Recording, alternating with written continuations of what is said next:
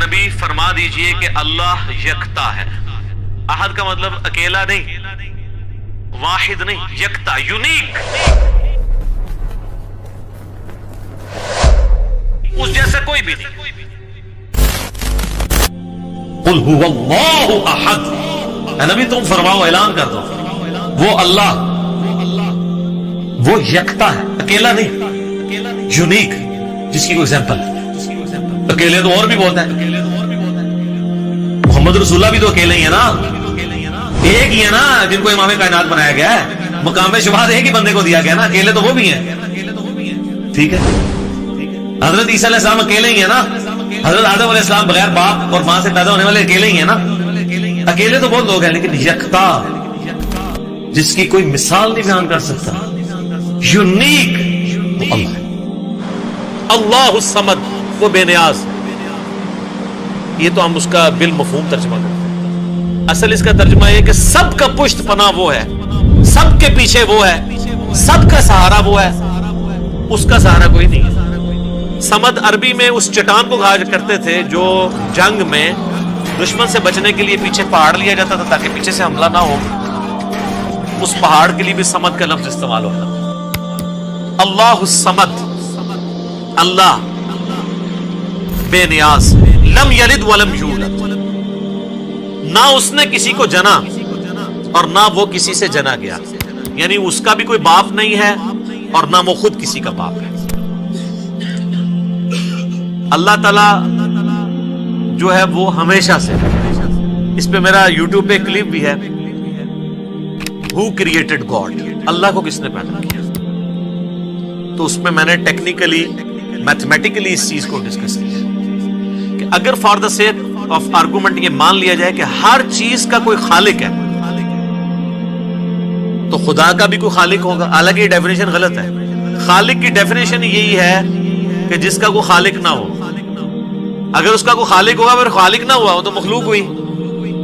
اللہ مخلوق نہیں ہے، اللہ خالق ہے.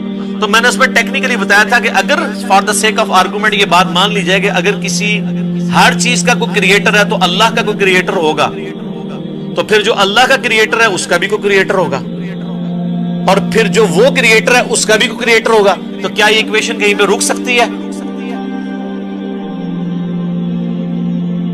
تو یہ تو ساری فالس سٹیٹمنٹ ہو جائے گی.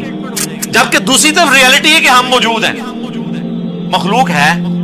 یہ ایک حقیقت ہے. اس حقیقت کو ریورس کرنے کے لیے اگر یہ مانا جائے کہ ہمارا کوئی کریٹر، اس کا بھی کوئی کریٹر، اس کا بھی کوئی کریٹر، تو دوسری طرف تو آپ حقیقت تک پہنچ ہی نہیں سکتے. انفینٹ ہے. تا وقت کہ آپ کسی ایک کو ایسا نہ مان لیں کہ جس کا کوئی کریٹر نہ ہو، جہاں سے سب سٹارٹ ہوئے ہوں، تو سر وہی تو ہے لم یلد ولم یولد. میتھمیٹیکلی یہ سٹیٹمنٹ اسی وقت درست ہوگی جب کسی ایک کو ایسا ماننا پڑے کہ اس کا ورنہ تو ایشو رکے گی نہیں. اسی لیے بخاری میں حدیث ہے کہ رسول اللہ صلی اللہ علیہ وسلم نے فرمایا، تم میں سے کسی کے پاس شیطان آتا ہے اور تمہارے دل میں پہلے تو یہ سوال پیدا کرتا ہے کہ فلاں چیز کس نے پیدا کی، فلاں چیز کس نے پیدا کی، اور آخر میں بات یہاں تک پہنچاتا ہے کہ خود تمہارے رب کو کس نے پیدا کیا۔ جب کسی شخص کو شیطان ایسا وسوسہ ڈالے تو اسے اللہ سے پناہ مانگنی چاہیے، شیطانی خیال کو چھوڑ دے۔ صحیح بخاری حدیث نمبر 3276۔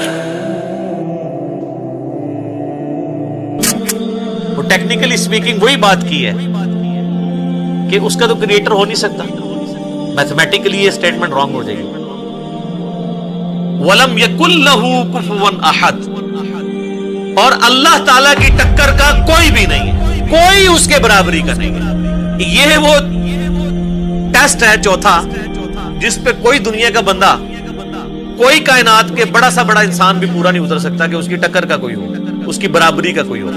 کوئی کتنا بھی بڑا ہو مخلوق ہوگا، مخلوق ہے تو اس کے ساتھ نیند جڑی بھی ہوگی، مخلوق ہے تو اس کے ساتھ کھانے پینے کا محتاج ہوگا، مخلوق ہے تو وہ پیشاب کا محتاج ہوگا، اور سب سے بڑی محتاجی کہ اسے موت آ جائے گی، اور اللہ کو موت نہیں آتی، وہ الحی القیوم۔